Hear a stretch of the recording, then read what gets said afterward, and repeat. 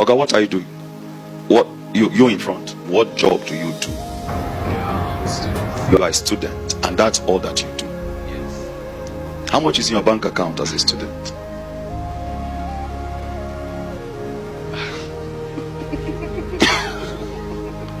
Now, you see the difference between an unbeliever and a believer in this context. You may have a roommate that is also a student and he's selling something at the gate and he's not praying as much as you are praying. Now there's a pre-context. Jesus said, make to yourself friends of mammon of unrighteousness. He called it a mammon of unrighteousness. But that the believer do not know how to do business. The believer do not know how to save money. The average believer is lazy. Let me use the word. The average believer is lazy. The average unbeliever know how to save and secure money for himself. Let me use myself. As a student and as a minister on campus, I was doing two major businesses. So who told you you cannot do business as a student? The streetwise there is actually prudence, not craftiness. Do you understand? It is actually prudence, how to manage resources. It's like casting your bread upon many waters. If anything happens to your father now, your sponsor, what happens to your education? Okay. So he's going to drop out. He will drop out. How many believers have dropped out from school because they didn't have a sponsor? Do you understand the context that Jesus is bringing it to? That was why Paul, out of the complaints he had received from the church, said, let him that work not, let him not eat. Because the average believer thinks that everything is by faith. God will open, there's a particular window, and there is a day God opens it. The days of manners are ended. God would need to add fruitfulness to the works of your hand. The unbeliever knows that if this man puts me out of business, I am not going to have a job.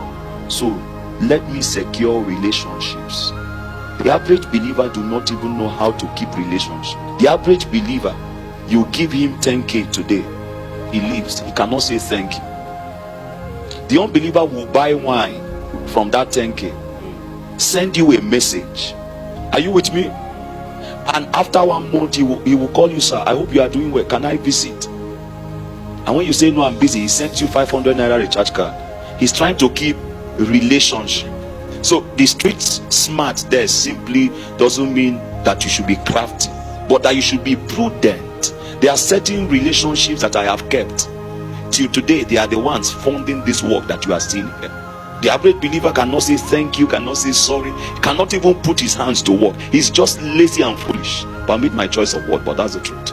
And this is a call to action that after this meeting, no matter how young or how old you are, you should look for something to do and do it well. Every young believer here should know how to write a business plan. There are many people that are willing out there to give grants in dollars, in pounds, in naira. Are you with me? And these pounds are in millions, in serious millions. It's not just about praying for 10 hours. The unbeliever do not need to pray as much as you are praying. He just knows how to keep relationship with one politician, and so that when an opportunity comes out, he calls the politician and says, I want to visit you. He comes with wine and says, I heard an opportunity is here, I can do this thing. The believer, he will starch his clothes and then will wait for the man to call him, because you are the righteousness of God. But that's the problem.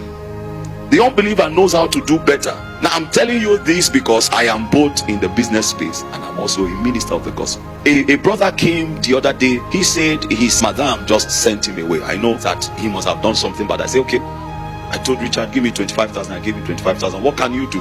He said he can do banana bread and all of that. Gave him.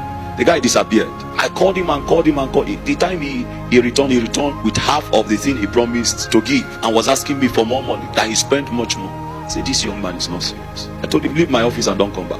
An unbeliever will do it with his money so that he will get the contract. He knows that he will make much more from doing the business itself. But the average believer is not that wise. So Jesus is saying that the children of this world, they are wiser. I pray we'll become wiser from this morning. In the mighty name of Jesus. None of us should actually be poor. That is the truth. Because we have more advantage. We have advantage of sight. We have advantage of grace. We have advantage of light. Much more than the unbeliever.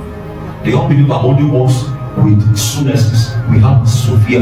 We have fronesses. We have epignosis. How many of us are blessed tonight?